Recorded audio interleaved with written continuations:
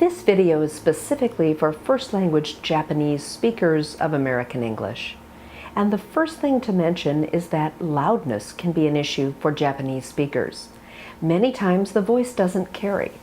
I found this out recently when I was visiting a Toastmasters club where Japanese members were taking part in some exercises.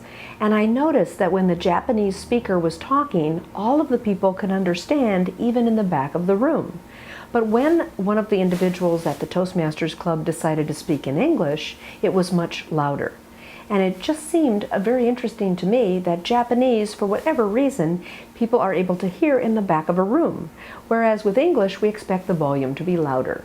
This is interesting because for Japanese speakers it's important to learn to speak more loudly.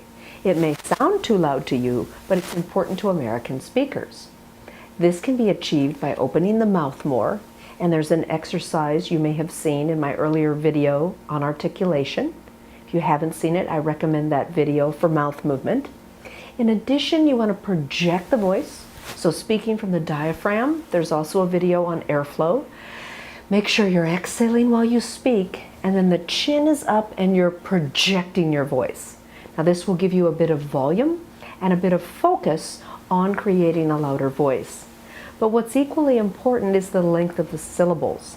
And Japanese tend to have equal syllables in English, a carryover from your first language. So for example, a word like Toyota, an American would say Toyota.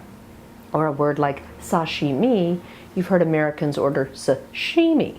Or even a word like sushi, pronounced sushi, because Americans have to have one long syllable and one short one. This is very important when you're studying American English. Words like contain or container, notice how one syllable is longer. And also notice in the spelling of contain, C-O-N-T-A-I-N, the O is not an O sound, contain, it's a schwa sound, contain, the second syllable long. Most Japanese speakers will make that first syllable an O sound, like contain. Same with a word like convince. It may come out convince. So make sure that your O's sound like schwas when they are unstressed and like long A's when they are stressed. Words like contrast instead of contrast. Most Japanese speakers will use an O rather than an A sound and not use any mouth movement. So now that your syllables are longer and you are projecting and you're focusing on moving the mouth and talking louder, you can see how this will begin to change your accent. These are very important issues for Japanese speakers if you want to speak American English with less pronounced of a Japanese accent. I hope this has been useful to you. I also look forward to seeing all of you on more YouTube videos in the future.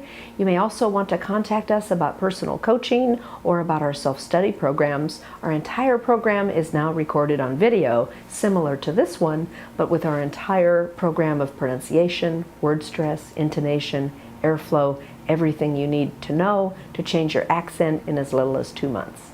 Thanks for listening. Have a great day.